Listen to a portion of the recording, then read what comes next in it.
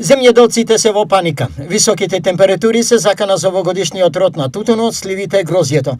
Можно потполно потфрлање на приносите. Оваа година наместо да набериме 100 милиона килограма гројзе во цела Македонија, винско гројзе, најверојатно повеќе остане на нивите и најверојатно ќе биде може и 70 милиона и помалку. Една од главните причини за слаб род на грозјето не се само температурите.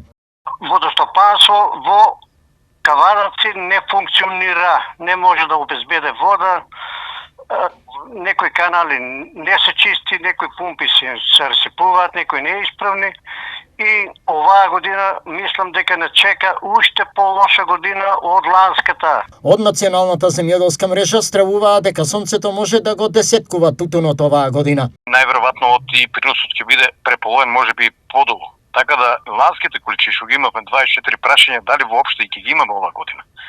На терен имаме ситуација каде цели ниви се сушат, пошто тутунот е се уште во некоја рана фаза на развој и ќе имаме сериозни проблеми и како со квалитетот, така и квантитетот оваа година.